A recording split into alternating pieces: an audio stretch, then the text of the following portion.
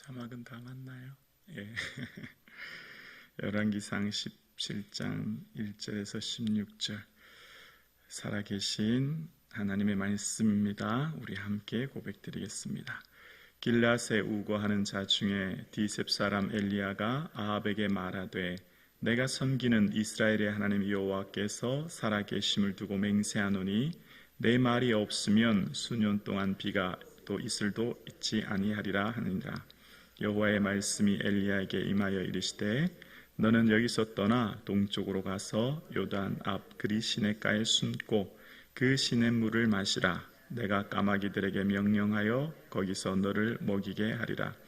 그가 여호와의 말씀과 같이 하여 곧 가서 요단 앞 그리 시냇가에 머물매 까마귀들이 아침에도 떡과 고기를 저녁에도 떡과 고기를 가져왔고 그가 시냇물을 마셨으나 땅에 비가 내리지 아니하므로 얼마 후에 그 시내가 마르니라.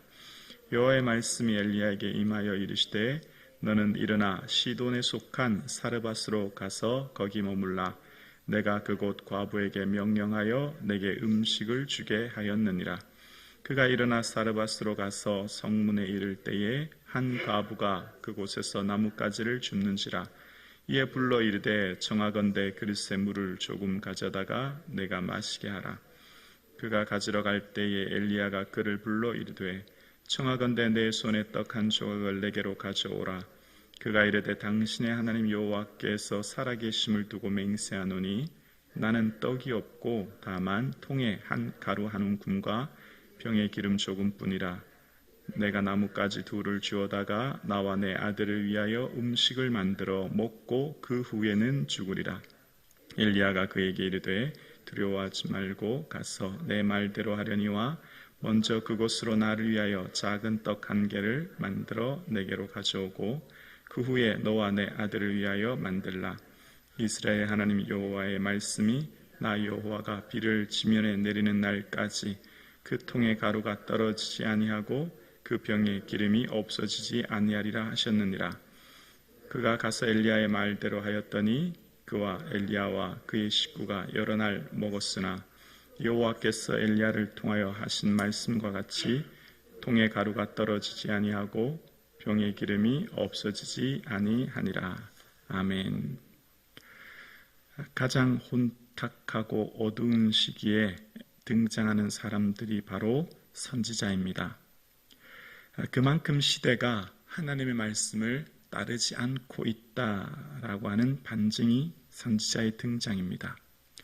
그러니까 마치 사사들이 등장했다고 하는 것은 백성들이 범죄로 하나님 앞에 울부짖었기 때문에 사사들이 등장하는 것처럼 열왕기에 등장하는 이 선지자들도 이스라엘의 죄악이 극에 달할 때에 등장하는 사람들입니다. 그래서 이 아합 왕이 여로보암의 죄를 오히려 가볍게 여기고 바알을 섬겨 어떻게 했죠? 지난 시간에 예배합니다. 하나님을 예배해야 될 그 땅 왕이 바알을 예배하는 겁니다. 여기서 더 나가서 전국의 사마리아 성에 바알의 신전을 세운 겁니다. 정말 있을 수 없는 일이 일어난 거죠. 그때 선지자 엘리야가 이야기하시오. 이제 내가 섬기는 하나님께서 내 말이 없으면 수년 동안에 비도 이슬도 있지 않을 것이다. 왜 비죠? 왜 이슬도 내리지 않는다고 했죠? 바로 바알이 비의 신이거든요. 바알은 농경 문화의 대표적인 신인데 풍요의 신이었고 비를 주관합니다. 농사 짓는데 제일 중요한 게 물이지 않습니까? 우리도 과거 천수답으로 농사를 지었지 않습니까? 그러니까 비는 농경 문화의 생명과도 같은 겁니다. 비가 없으면 아무것도 할 수 없죠. 그래서 하나님께서 너희들은 내가 너희들의 인생과 삶, 이른 비와 늦은 비, 말씀 따라 살면 다 내려주는데 왜 알지 못하니? 너희들이 그렇게 쫓아 바알을 예배하고 바알의 신전을 세우는구나. 너희들이 그렇게 믿고 의지하는 바알이 얼마나 무능한지 한번 봐라. 너희들이 그렇게 예배하는 바알은 우상일 뿐이다. 돌덩이들 뿐이다. 아무 능력이 없다. 그걸 이제 보여주시기 위해서 비도 이슬도 내리지 않는다 말씀하신 겁니다.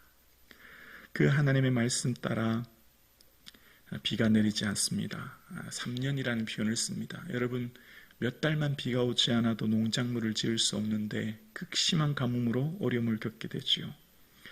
그리고 하나님께서는 그리 시냇가에서 까마귀를 통해 엘리야를 먹이시고, 하나님은 그 후에 이제 시돈 땅으로 가라 말씀하신 후에 사르밧에 있는 한 과부, 성경이 너무 이렇게 표현하니까 오늘로 말하면 한부모 가정이죠. 그렇게 그 여인에게로 가라 이야기합니다. 지금까지 한번 본문을 전체 맥락을 살펴볼게요. 열왕기상 12장부터 지금까지 다 왕들에 대한 이야기만 기록했죠. 북이스라엘의 여로보암, 나답, 바사, 엘라, 시므리, 오므리, 그리고 지난 시간 아합까지 왕에 대한 이야기를 쭉 해오다가 갑자기 이야기가 뚝 멈추면서 선지자 얘기와 함께 이방 땅에 있는 한 과부에 대한 얘기를, 한 부모 가정을 소개하기 시작합니다. 우리로 말하면 이렇게 이야기하면 좀 쉬울까요? 예를 들어서 무슨 박정희 대통령의 치적은 이렇고, 전두환 대통령은 이런 일을 했고, 노태우 대통령은 이런 일을 했고, 왕들에 대한, 무슨 청와대에 사는 왕들이, 대통령이 이런 일을 하다가 갑자기 강원도에 사는 한 시골 손골에 있는 한부모에 대한 얘기를 한다. 너무 생뚱맞죠. 왕은 누굽니까? 오늘날 대통령처럼 절대 권력자, 무슨 이때 당시 왕은 모든 사람의 집중을 받고 절대 권력자이고 모든 사람의 존중받는 사람인데, 갑자기 소외되고 아무런 관심이 없는 무명의 한 여인을 갑자기 소개하는 겁니다. 왜 이렇게 하시죠, 하나님이? 왜 왕들에 대한 이야기를 쭉 이어가시다가 갑자기 소외된 무명의 한 과부, 이 항부모 가정을 소개할까요? 오늘 본문을 통해 주님께서 뭘 말씀하시죠? 얘들아, 봐라. 세상의 모든 권력, 명예, 부를 가진 왕들도 이처럼 믿음 없이 나의 마음을 괴롭게 하고 우상을 섬기고 자기 뜻대로 정치하는 그들의 삶이 있는 반면, 저 먼 이방 땅 가난하고 소외된 한 여인, 아무것도 없는 그 여인의 그 엘리야를 향한 순종과 섬김을 보아라. 주님께서 주목하라고 하시면서 보여주시는 내용이 오늘 본문인 거죠. 세상 모든 사람들은 누구를 주목합니까? 왕을 주목하죠. 모든 사람들의 주목하고 지지와 인정을 받는 사람입니다. 근데 하나님의 관심, 하나님의 마음은 그런 왕들, 모든 것을 부여받고 모든 권력과 모든 명예를 가진 왕들은 그 모든 걸 가졌음에도 불구하고 하나님 말씀 따라 살지 않고 우상을 섬기는 것, 하나님 고통스럽고 괴로워 하나님 노하시겠던 왕들, 거기에 하나님이 진정한 마음이 있지 않고 오히려 이방 땅, 아무것도 없는 한부모 가정 귀히 보시는 것을 오늘 본문은 소개하는 겁니다. 하나님의 관심과 마음이 어디 있는가를 오늘 본문은 우리에게 소개하죠. 하나님은 세상이 보는 관점과 좀 다르다는 겁니다. 세상의 많은 사람의 인정과 지지는 어디에서 나옵니까? 그 사람이 얼마나 많은 부와 명예와 권력을 가졌는가가 세상의 관심이지만, 하나님이 보시는 것은 믿음인 줄로 믿습니다. 그 사람에게 믿음이 있는가? 그 사람 하나님 말씀을 따르는가? 비록 가진 것 없고 한부모 가정일지라도, 비록 소외되고 아무의 관심과 인정과 지지를 받지 못해도 그 사람 하나님 주목하시는 줄로 믿습니다. 오늘 저와 여러분이 믿음의 삶을 살 수 있기를 주의 이름으로 축원합니다. 하나님께서 가라고 하신 이 한부모 가정, 이왕이면 좀 권력자, 무슨 부유한 사람, 좀 엘리야를 충분히 대접해도 남는 그런 사람에게 가라고 하시지, 하나님께서는 이렇게 먼 땅, 이방 땅 한 과부에게로 가라고 하시는 거예요. 근데 갔더니 물을 좀 달라고 하고 이외에 먹을 떡을 좀 달라고 했더니 이 집이 얼마나 가난하냐면, 이제 가루 한 움큼, 병에 기름 조금 가지고 이거 먹고 우리 가족 다 죽으려고 합니다. 이제 마지막 음식이라는 거죠. 이게 마지막, 너무너무 가난하고 뿐만 아니라 지금 3년 기근으로 인해서 더 이상 생존할 수 없어서 이거 먹고 우리 가정, 내 아들과 함께 이제 죽는 것밖에 없다. 이 극심한 절대 빈곤, 그리고 아무것도 없는 이곳에 가게 하십니다. 왜 이곳에 가게 하실까요? 여러분, 이세벨이 어디 공주였죠? 시돈의 공주잖아요. 시돈에서 이세벨 아내를 데려왔고 거기서 바알을 데려왔지 않습니까? 시돈은 바알의 본거지, 바알 우상을 섬기는 본거지요 본토입니다. 너희들이 그토록 풍요롭게 살고 싶어서 바알 우상을 데려왔지만 봐라, 바알이 얼마나 무능한지, 바알의 본고장에 사는 사람들이 어떻게 사는지를 보아라 얘기하시는 거예요. 바알이 풍요의 신이고 모든 것을 준다고 하지만 정말 바알을 데려왔던 그 본토에 살고 있는 사람들이 얼마나 극심한 고통 가운데 살고 있는지, 바알을 섬기는 그 시돈 사람들의 그 극심한 고통과 가난 알지 못하느냐? 본문을 통해 이야기하는 겁니다. 헛된 우상이라는 것을 소개하기 위해서 시돈 땅으로 가게 하시고 소개하는 거죠. 그러면서 시돈 땅에 갔을 때에 엘리야가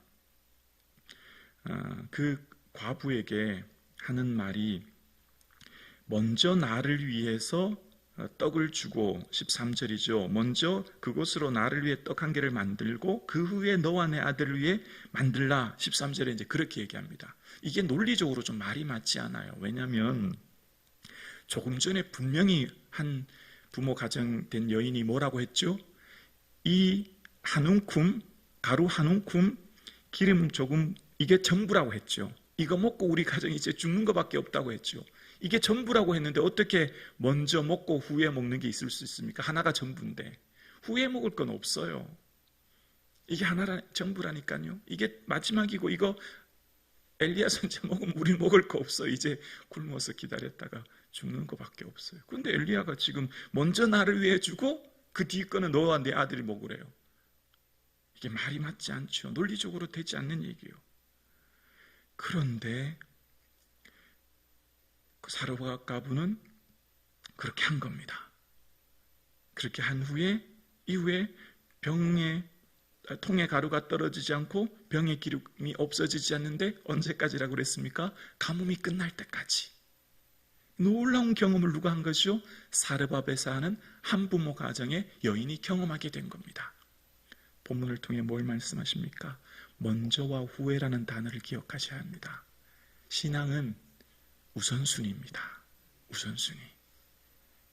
시간, 재물, 내 삶에 주어진 모든 달란트, 하나님께 먼저 드리고 그 후에 걸 내가 쓰는 거고, 하나님께 먼저 감사하고 그 후에 사람에게 감사하는 거죠. 하나님께 먼저 예배드리고 그 후에 내 삶을 살아가는 거예요. 이 먼저가 중요한 겁니다. 언제나 신앙생활은 하나님이 가장 먼저 뭘 보실까요? 먼저를 보시는 거예요. 먼저에 뭐가 들었죠? 그 중심과 마음이 들었거든요. 우리가 왜 11조를 드립니까? 예산의 10의 9도 다 주의 것인데 11조 드리는 이유는 다 주님의 것입니다. 먼저 드리는 거죠. 첫 수확을. 그리고 나머지 10의 9도 하나님의 것인데 주셔서 감사합니다 한 거 아닙니까? 왜 오늘 이 새벽 예배 첫 시간을 나오셨습니까? 내 생명 주님의 것이 주님이 주셨기에 이 시간 다 주님의 것입니다. 그 믿음을 고백하면서 오늘은 우리가 이 새벽 예배 나온 거죠. 먼저 이 새벽 예배 드리고 그 다음에 이 하루를 살아가는 거예요. 먼저와 그 후에. 이게 신앙이에요. 언제나 우리의 삶은요, 먼저 하나님 앞에 뭘 하느냐, 우선순위의 문제, 그 사람이 가장 먼저 뭘 선택하느냐, 인생에 있어서 뭘 가장 중요하게 우선적으로 선택하느냐, 그게 곧 신앙입니다. 오늘 예배 드리신 저와 여러분, 이 새벽 예배 나오신 여러분에게는 하나님의 크신 은혜와 복을 받은 줄로 믿습니다. 정말 나올 수 있고 하나님께 예배 드릴 수 있는 게 큰 복이죠. 먼저 나를 위해서 작은 떡을 만들고 그 후에 너와 내 아들을 위해 만들라. 우리의 삶에 먼저 하나님 앞에 내 삶을 드리고 그 후에 우리의 삶을 살아갈 수 있는 우선순위가 명확한 믿음의 삶을 살아갈 수 있기를 주님의 이름으로 축복합니다.